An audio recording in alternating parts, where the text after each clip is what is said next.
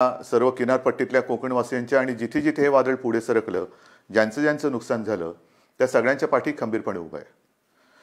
या गेल्या काही दिवसात काय झाले, एक तर आपण असे भेटू शकत नाही आहोत. हा विकास म्हणायचा का? कल्पना नाही. पण प्रत्यक्ष भेटी होत नाहीत आणि असं भेटावं लागतंय. आणि पूर्वी आपण अनेक दिवसानंतर भेटल्यानंतर विचारायचो, काय रे, कसा आहेस? मग जो तो आपापली दुःख असतील, व्यथा असतील, वेदना असतील, एक बाजूला ठेवून भेटीत बोलायचं की मजेत आहे. आता सगळ्यांची परिस्थिती तीच आहे. कसे आहात? जसे तुम्ही आहात तसेच आम्ही आहोत. सगळे घरातच आहोत. सगळं काही ठप्प आहे. संपूर्ण जग ठप्प आहे आणि या संकटाचा सामना आपण करत आहोत. आज मी आपल्याशी बोलताना परवा 1 तारीख आहे. ही 1 तारीख आषाढी तर आहेच, पण जे आपल्यासाठी डॉक्टर्स योद्धे बनून लढत आहेत, त्यांचा डॉक्टर्सचा राष्ट्रीय डॉक्टर दिन आहे.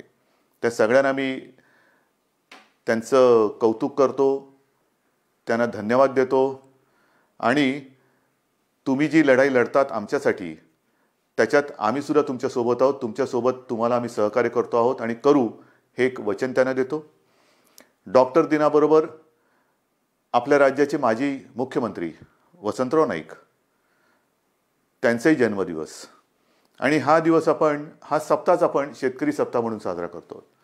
म्हणजे दोन्ही जे आत्ता आपल्याला जीव वाचवत आहेत त्या डॉक्टरांचा तो दिवस आहे, आणि योगायोगाने वसंतरावांच्या जन्मदिवसाच्या निमित्ताने जो शेतकरी दिन साजरा करतो, म्हणजे आपल्याला जगाला जो आपलं धान्य पिकवतो, त्यांचा सुद्धा हा एक दिवस आहे.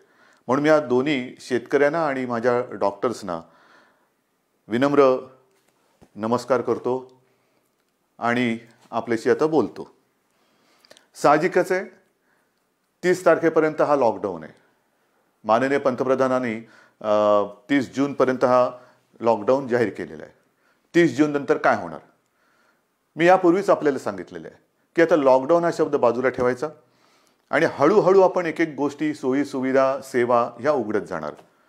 म्हणजेच 30 तारखेनंतर लॉकडाऊन उठणार का? तर अत्यंत स्पष्ट शब्दात नाही. मग काय होणार? असंच राहणार का? तर तेही उत्तर नाही आहे. आपण गेले 15-20 दिवस अनुभवतो आहोत. एक एक करत महाराष्ट्रामध्ये आपण अत्यंत काळजीपूर्वक पावलं टाकत सेवा सुविधा आणि काही गोष्टी, म्हणजे दुकानं असतील, आजपासून आपल्या नाभिकांची जी सेवा आहे ती सुरू होते आहे, अशा काही गोष्टी सुरू करतो. दुकानं सुरू झालेली आहेत. काही ऑफिसेस काही प्रमाणात त्यांच्या कर्मचारी वर्गाची उपस्थिती त्यांना आपण परवानगी देऊन ती सुरू झालेली आहे. तर एक गोष्टी आपण सुरू करत चाललेलो आहोत. हे हळूवार का करतो आहोत आपण?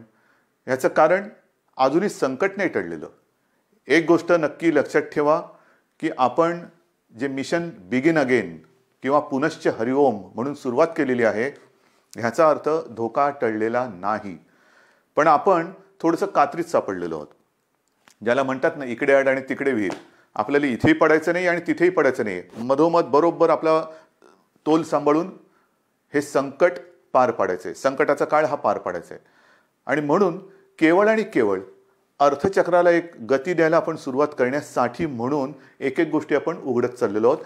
एखादी गोष्ट उघडली म्हणजे धोका टळलाय, आता आपण बिनधास्त, अजिबात नाही. कृपा करून तशा गैरसमजात, तशा भ्रमात राहू नका. कारण तसं जर का आपण वागू तर करोना आवासून बसलेलंच आहे. आपण करोनापासून वाचण्यासाठी घरात राहा म्हणून तुम्हाला मी सांगितलेलं आहे. अनावश्यक कामासाठी बाहेर पडू नका. आवश्यक असेल तेव्हा आणि तेव्हाच घराबाहेर पडा, हे माझं आजही सांगणं आहे. तुम्ही म्हणाला, अरे हा काय आलं की नुसतं आपलं काळजी काळजी आणि काळजी. आपलं सरकार काळजीवाहू नाहीये. कारण नेहमी असं म्हणतात, ज्या सरकारला स्वतःची काळजी असते त्याला काळजीवाहू म्हणतात. हे सरकार तुमचं आहे, मजबूत आहे आणि तुमची महाराष्ट्राची काळजी घेणारं हे सरकार आहे. आणि म्हणून माझं कर्तव्य आहे की तुम्हाला धोक्यापासून सावध करणं. बाहेर जर का आपण पडलो आणि बिनधास्त वावरलो तर धोका आहेच. प्रत्येक पावलावरती धोका आहे. मला एका गोष्टीचा नक्कीच अभिमान आहे की माझे सगळे महाराष्ट्रातले बांधव, माता भगिनी ह्यांचा सगळ्यांचा माझ्यावरती, आपल्या सरकारवरती विश्वास आहे. आणि जे जे काही सरकार सांगतंय त्या सूचना तुम्ही पाळत आहात, म्हणून मला तुमचा अभिमान आहे. हे करत असताना काही ठिकाणी जसं आपण लोकलची मागणी केली होती त्या लोकल सुरू झालेल्या आहेत मुंबईमध्ये. ग्रामीण भागामध्ये उद्योगधंदे सुरू झालेले आहेत, तिथे सुद्धा लोकांचं येणं जाणं सुरू झालेलं आहे. विशेष म्हणजे जो शेतकरी, ज्याचा उल्लेख मी सुरुवातीला केला, तो शेतकरी आपण सगळे लॉकडाऊनमध्ये घरी असलो तरी सुद्धा न थकता न थांबता आपल्यासाठी मेहनत करतोय, घाम गाळतोय, जमिनीत राबतोय, भूमीमध्ये राबतो आहे, अफाट मेहनत करतोय. त्या शेतकऱ्याच्या सोबत आपण आहोत आणि आपण राहिलं पाहिजे. मला कल्पना आहे की जसजसा हा सीझन आता पुढे सरकतोय, महाराष्ट्रातल्या ग्रामीण भागात, मग मराठवाडा असेल, विदर्भ असेल, काही ठिकाणावरून तक्रारी आलेल्या आहेत आणि त्याची गंभीर दखल आपण घेतलेली आहे. तक्रारी कोणत्या आहेत? बोगस बियाणं. हे दुर्दैव आहे, हे दुर्दैव आहे. ह्याचं कारण शेतकरी हा एकतर शेतकऱ्याची अवस्था सगळ्यांचीच सारखी झालेली आहे, रोजगारच नाही आहे. तरी देखील मागचा पुढचा विचार न करता हा शेतकरी आपल्यासाठी मातीत राबतोय हे आपल्याला सर्वांनाच माहिती आहे. मर मरून राबून अफाट कष्ट करून जे बियाणं त्यांनी पेरलं ते बियाणं उगवलंच नाही. मग काय करायचं? दुबार पेरणीचं संकट आलं, आणायचे कुठून पैसे?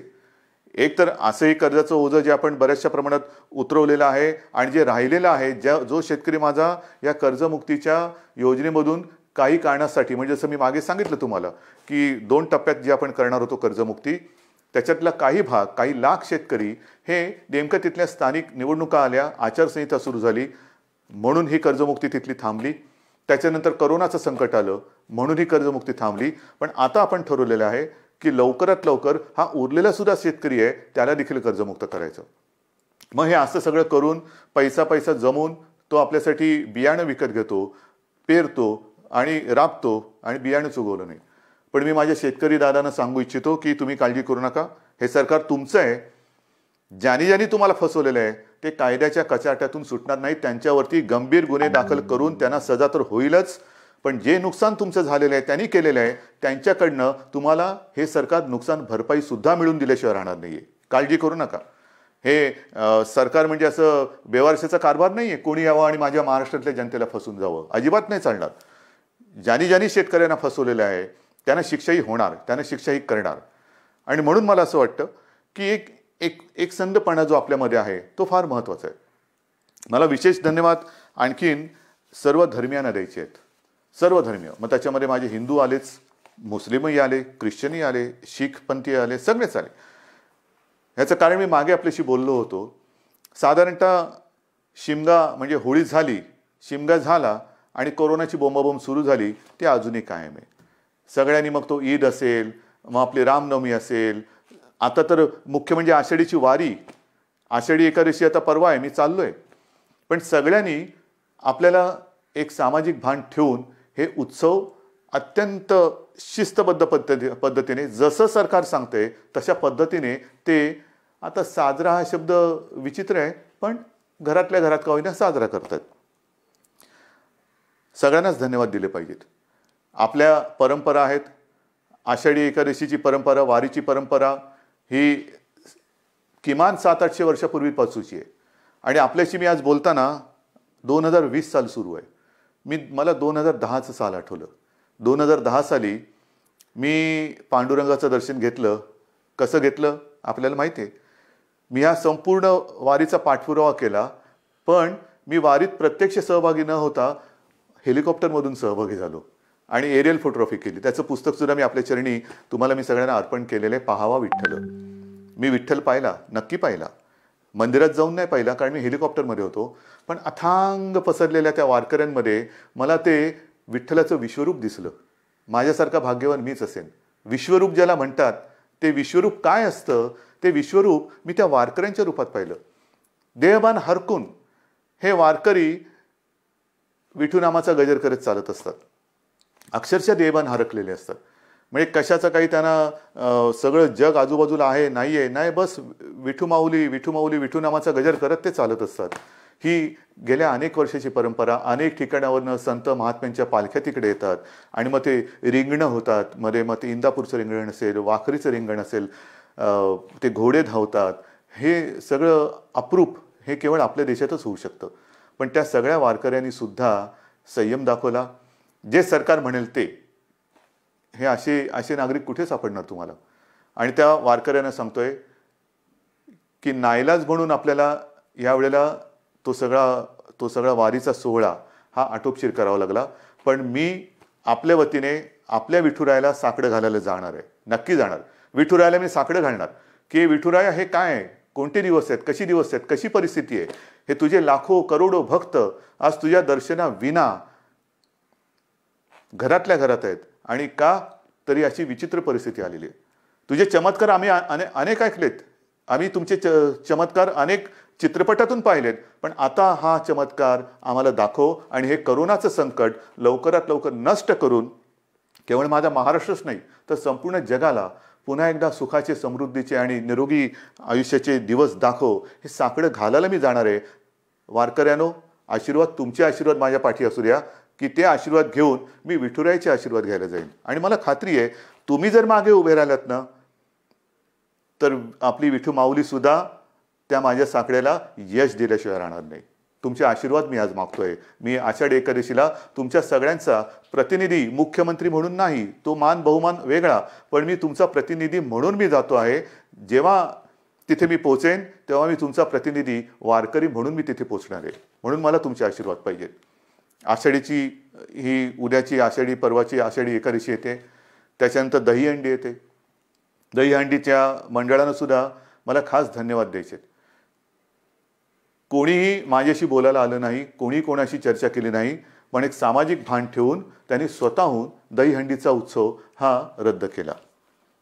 ह्यालाच म्हणतात एक सामाजिक जाणीव, सामाजिक भान. शेवटी उत्सव म्हणजे काय, कोणासाठी उत्सव? आनंदासाठी असेल, पण जर हे संकट चहूबाजूनी आपल्याला वेढून टाकत असेल तरी देखील आम्ही उत्सव साजरे करतोय, हे असा आंधळेपणा नाही उपयोगाचा. मग दहीहंडी झाल्यानंतर मी काल परवाकडेच गणपती उत्सवाबद्दल एक आपल्याला विनंती केलेली आहे.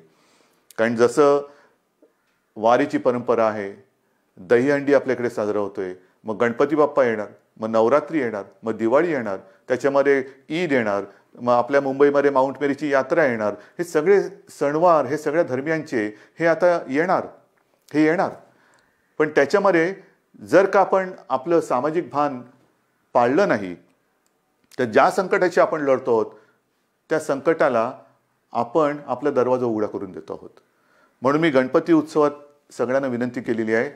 एक तर सर्व मंडळांची मी बैठक घेतली आणि त्यांना सुद्धा मला खास धन्यवाद द्यायचे आहेत की सर्व मंडळांनी एक सुरामध्ये सांगितलं की उद्धवजी, सरकार घेईल तो निर्णय आम्हाला मान्य आहे.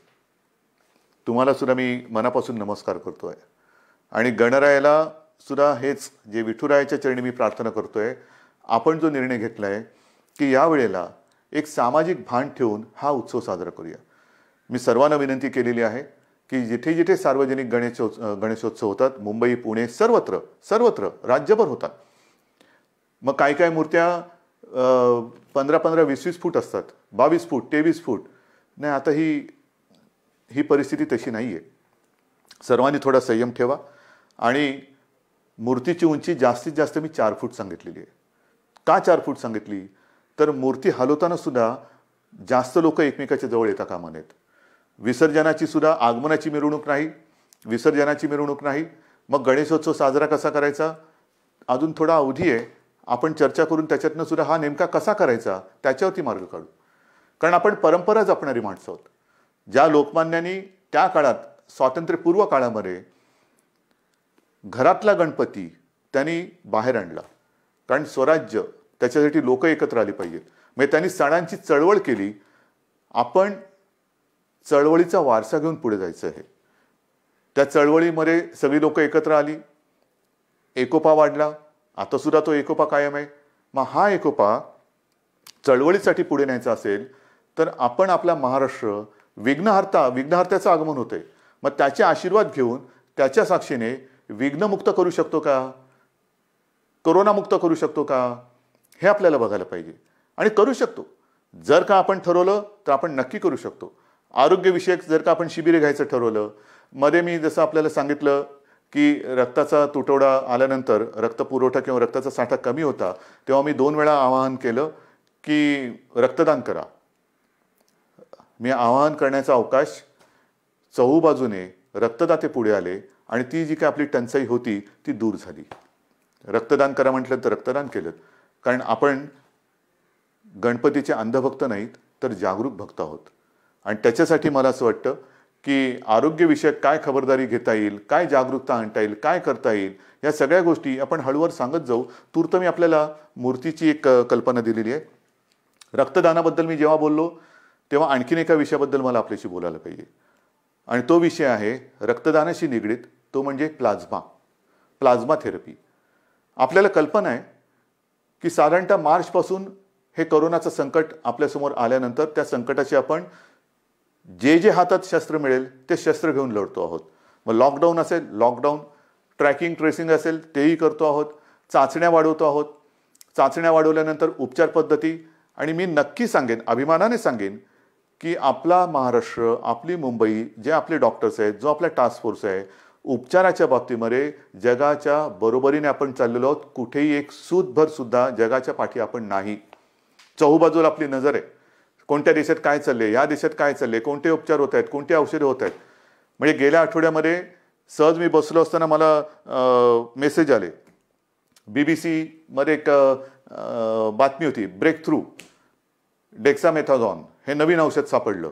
मी टास्क फोर्सच्या डॉक्टरना फोन केला. ते म्हणाले, उद्धवजी हे औषध आपण गेले 2 महिने आवश्यकतेनुसार वापरतोच आहोत. म्हणजे आपण हे औषध वापरतोच आहोत.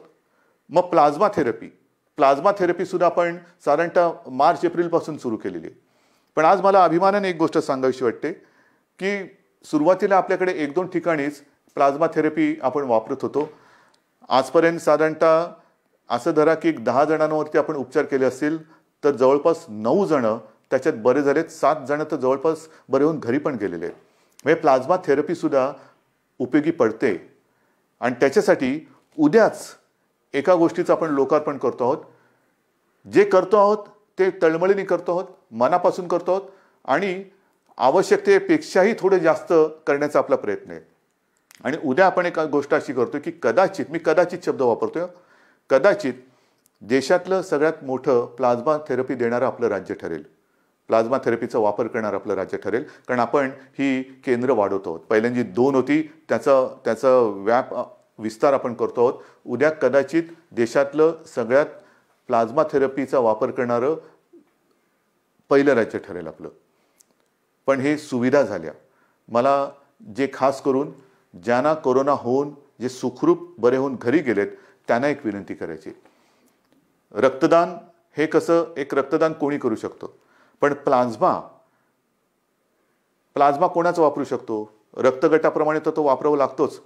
पण ज्यांना कोरोना होऊन जे बरे झालेत आणि ज्यांच्या शरीरात ती अँटीबॉडी तयार झालेली आहे, अशांचं रक्त घेऊन त्यातनं प्लाझ्मा घेऊन त्या रक्तगटाच्या रुग्णाला जर तो प्लाझ्मा आवश्यकतेनुसार वापरला तर बऱ्याच रुग्णांचा प्राण आपण वाचवू शकता. आणि म्हणून खास करून मला जे रुग्ण बरे होऊन घरी गेलेले आहेत त्यांना विनंती करतो आहे की कृपा करून आपण पुढे या. आमच्या शासकीय विद्यालयांना जी वैद्यकीय विद्यालय आहेत त्यांना संपर्क करा, शासकीय डॉक्टर्स आहेत त्यांना संपर्क करा. आणि आपण जसं रक्तदान करतो, रक्तदानच करायचं आहे, पण तसं प्लाझ्मा दान करा की जेणेकरून आपण वाचलात, आपल्या माध्यमातून आणखीन काही जण वाचू शकतो.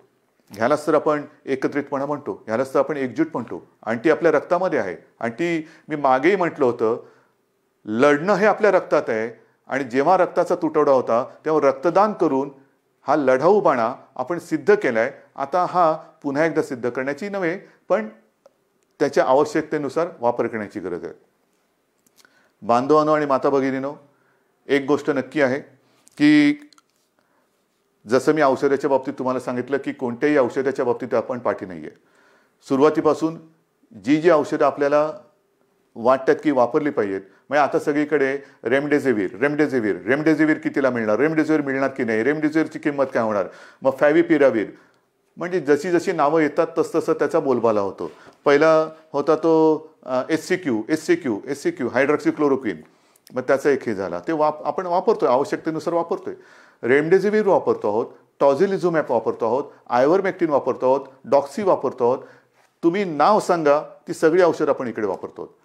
परंतु ही औषधं वापरायला साहजिकच आहे, आपल्याला केंद्र सरकारच्या त्या आरोग्य विभागाची परवानगी लागते.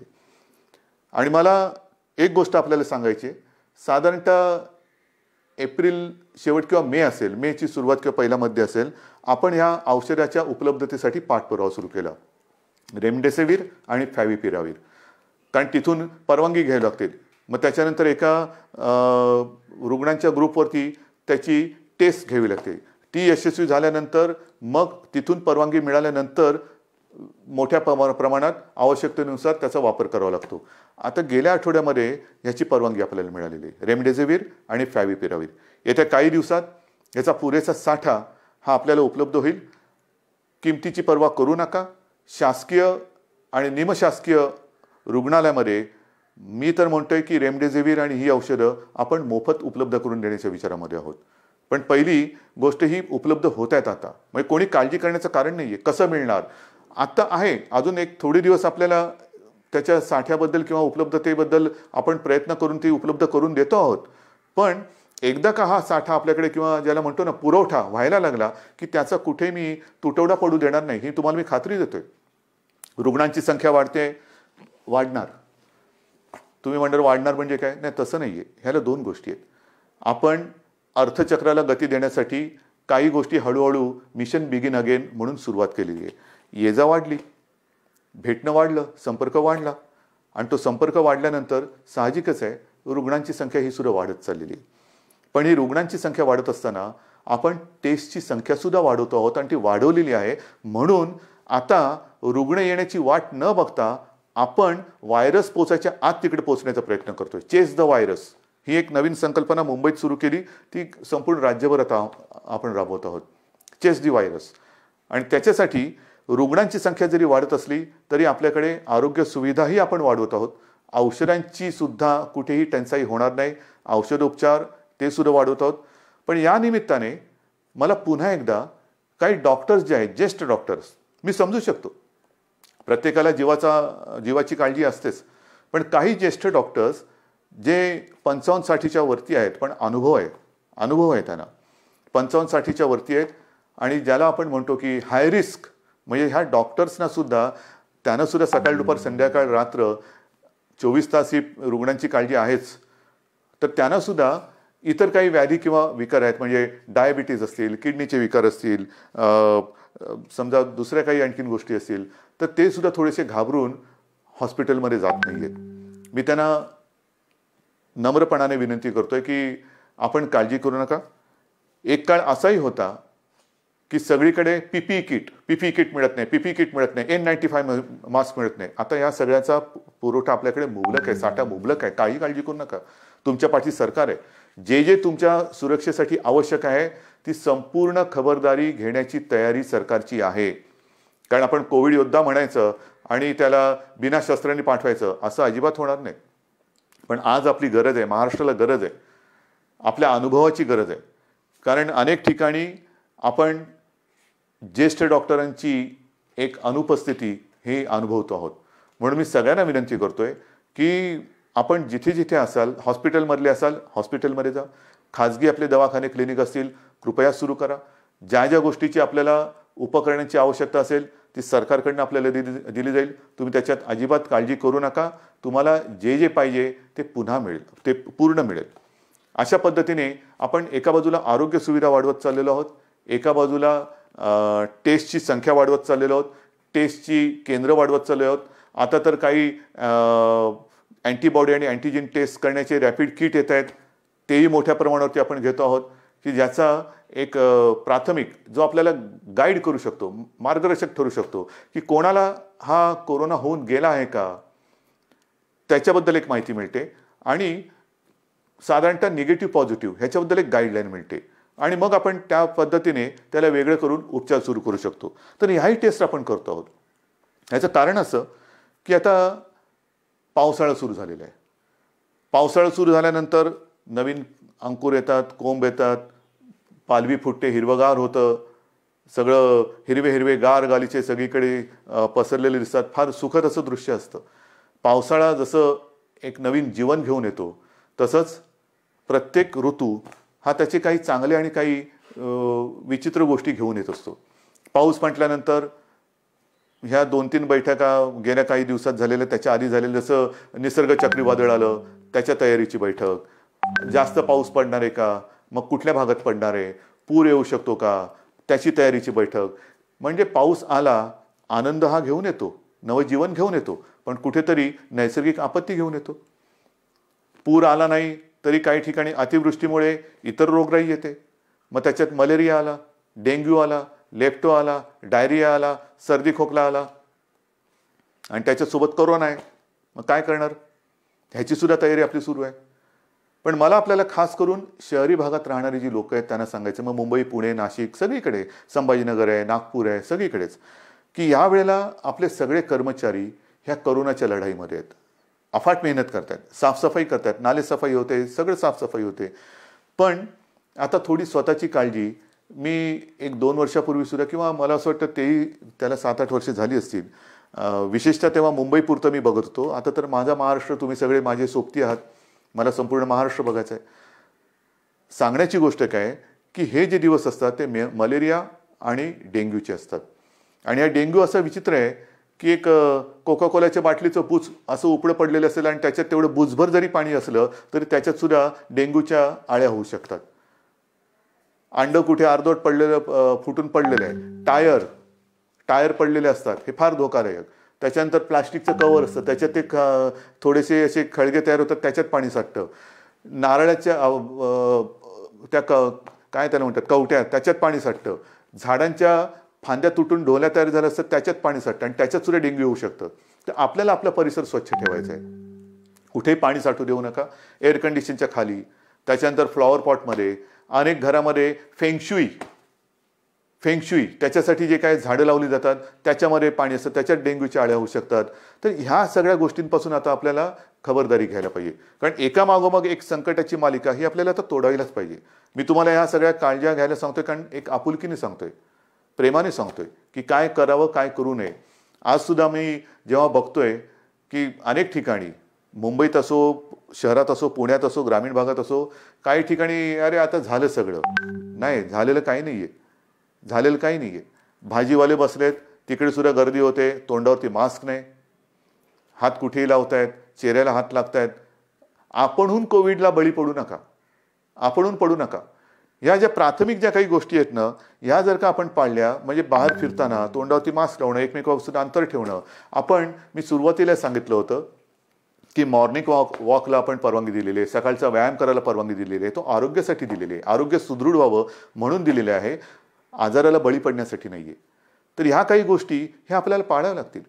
जशा काही गोष्टी आपण ओपन करत चाललेलो आहेत तशा ह्या केसेस वाढत आहेत. आणि काही ठिकाणावरून माझ्याकडे विचारणं होते की आम्हाला ह्या भागामध्ये पुन्हा लॉकडाऊन करण्याची परवानगी द्या. लॉकडाऊन करायचं का? मी आपल्याला प्रश्न विचारतोय, करायचं लॉकडाऊन? कारण हे तुम्ही ठरवायचे.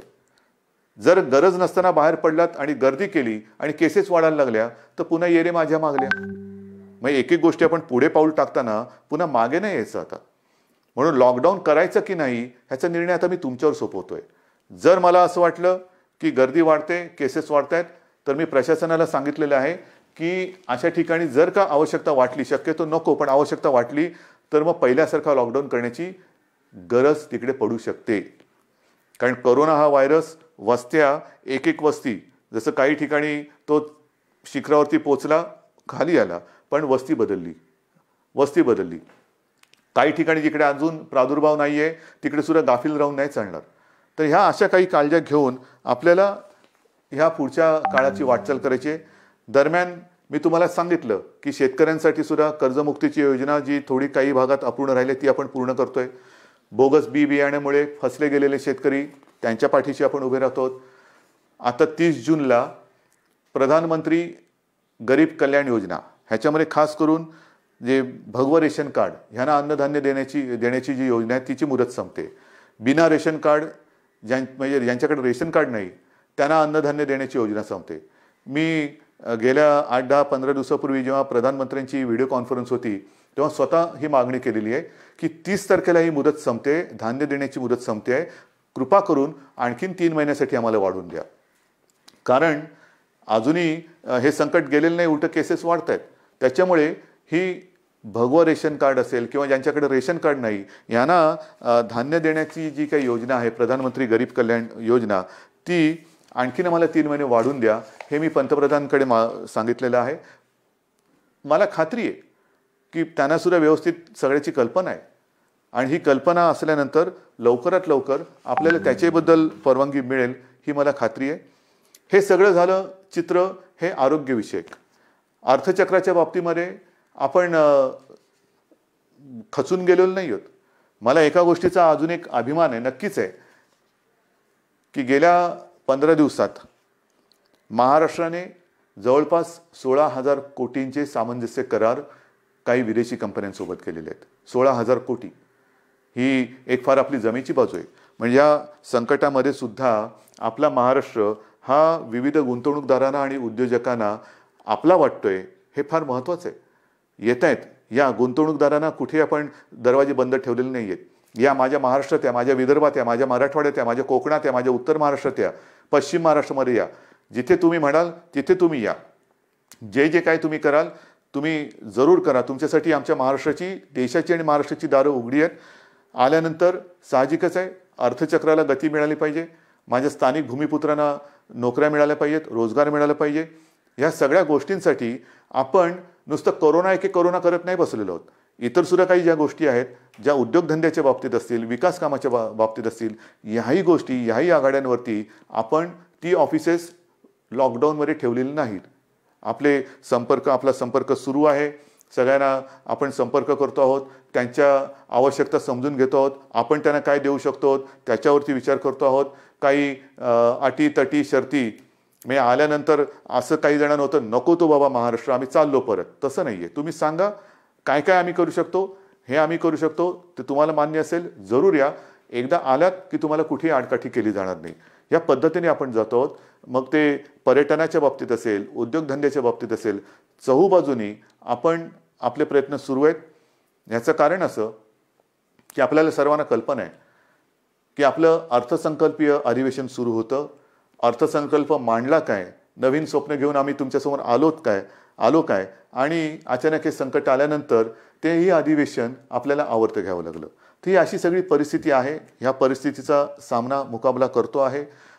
शिक्षणाच्या बाबतीत सुद्धा निर्णय तुम्हाला मी सांगितलेला आहे. तर सगळ्यांचीच काळजी घेतोय. शाळा सुरू होणार का, तर माझं म्हणणं आहे शाळा सुरू होणार का पेक्षा शिक्षण कसं सुरू होणार त्याच्यावरती आपण लक्ष देतो. मग ते शालेय शिक्षण असेल, महाविद्यालयीन शिक्षण असेल, सगळ्याच बाबतीत आहोत. तर असं एक गोष्टी आपण करत चाललेलो आहोत. मला खात्री आहे जसं जे सहकार्य तुम्ही आजपर्यंत मला केलं, सरकारला केलं, तसंच याही पुढे कराल. जे जे काय आपण करू ते मी तुम्हाला आधीच सांगितलेलं आहे की तुम्हाला न सांगता मी काही करणार नाही. लॉकडाऊन हा शब्द जरी मी वापरत नसलो तरी याचा अर्थ आपण परवापासून सगळं काही उघडतो आहोत असा गैरसमज करून घेऊ नका. आज देखील आपल्याला उलटं आज जास्त शिस्तीची गरज आहे. कारणाशिवाय बाहेर पडू नका. कारण आपण असं म्हणतो की ज्येष्ठ नागरिक म्हणजे घरातले आई वडील, कोणी ज्येष्ठ सगळे आपले कुटुंबीय, त्यांची काळजी घ्या, मुलांची काळजी घ्या आणि तरुणांनो बाहेर पडा. ह्याचा परिणाम असा होतोय की तरुणसुद्धा आता संक्रमित व्हायला लागलेले आहेत. आणि बऱ्याच ठिकाणी आजही म्हणजे आज सुद्धा एक गोष्ट चांगली आहे की 80% लोकांना लक्षणच दिसत नाही. पण लक्षण दिसले नाहीत ह्याचा अर्थ त्याला प्रादुर्भाव झाला नाही अशातला भाग नाही.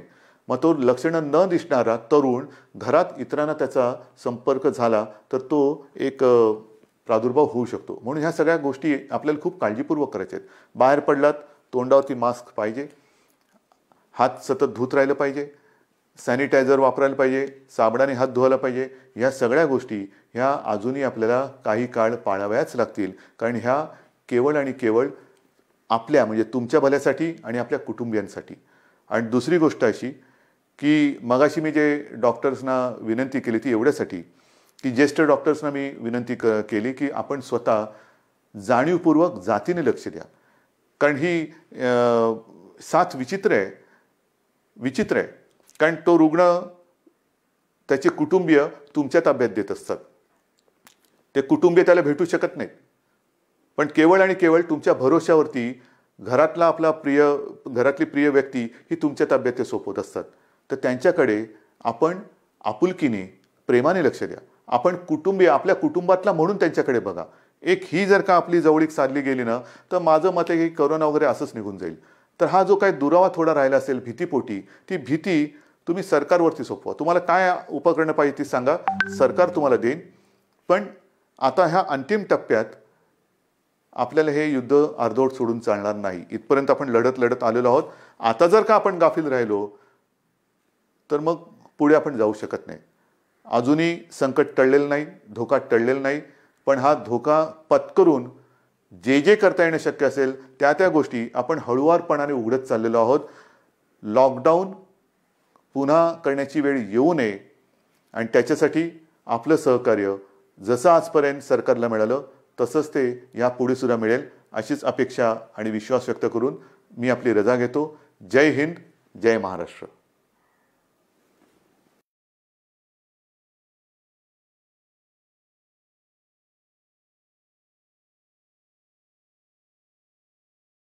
दोन होती त्याचा व्याप विस्तार आपण करतो आहोत. उद्या कदाचित देशातलं सगळ्यात प्लाझ्मा थेरपीचा वापर करणारं पहिलं राज्य ठरेल आपलं. पण हे सुविधा झाल्या. मला जे खास करून